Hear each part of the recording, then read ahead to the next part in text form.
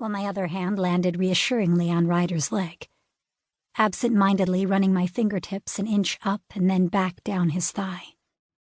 My mind wandered as we drove, entering a city white with snow. The contrast between Orlando and Anchorage hit me once again.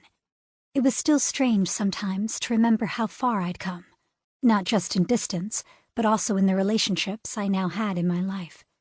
I couldn't imagine what my life would be like without these 5 men and my best friend Rini, and I honestly didn't want to. Leaving my shitty life behind to move for school had been the best decision I'd ever made, even with all the current complications we now faced. At this point, I was surprised I hadn't been expelled from my classes due to my spotty attendance record, though I assumed that was just a difference between college and high school. We'd all done the best we could to keep up appearances and maintain a normal life, but it was getting increasingly hard to manage regular life while facing everything with the council, the kidnapping, and then the gala. The buildings were pretty, especially with the snow, and a few of the homes and businesses had already begun decorating for Christmas, despite it only being the beginning of November. Even in the daylight, the decor was pretty, and a part of me hoped it would be dark on our trip back to give me the chance to see them lit up. The Hummer had no problems with the snowy roads, though I caught myself occasionally holding my breath.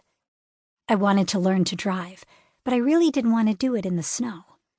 It just seemed so unnatural to drive in such a thick, slippery substance, let alone the ice it could cause.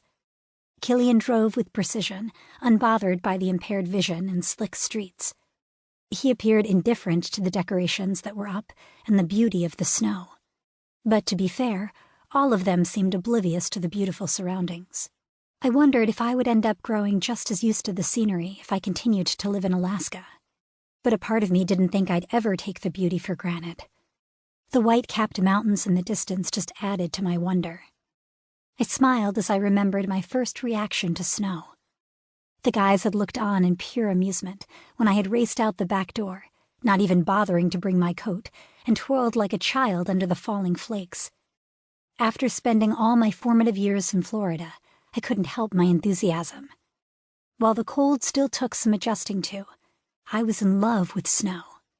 Damien had simply grabbed my jacket and stepped outside to wrap me up, playfully scolding me about getting sick. Not that I minded. It was those small daily gestures that I loved the most. The only way they could get me back inside was to remind me that we'd be getting plenty more snow in the future. Although I was looking forward to all of it, I was most excited about having my first white Christmas. My first real Christmas. The coffee shop was on a busy street, full of pedestrian traffic from the college, and I was brought back to the moment as the car slowed. Bundled in scarves, hats, and thick boots, it was hard to tell who the person was inside all of the necessary winter gear. "You sure you said to meet here?" I asked hesitantly as we parked. The coffee shop was running a steady business, the door swinging merrily under the red clapboard sign as people left with their steaming cups. If we were going to talk about a war, let alone a shifter war, I couldn't imagine why we would be doing so in the middle of a packed coffee shop. I wouldn't put it past Kieran to be abducting us to another location, or to simply be playing some kind of convoluted joke on us. He'd already shown that he could appear and disappear at will, and for all I knew, he was sitting in this truck with us. The thought had goosebumps creeping up my arms. "This is it." Killian's words were an irritated grumble. "He's crazy." "Well, if he's not here, we can all at least get a cup of coffee." Lead it to Ryder to look on the bright side. "Besides, we can almost consider it a date. We rarely get out of the house as a group like this for something that's solely for fun. Why don't we just make the most of it and treat our girl to a coffee and something sweet?"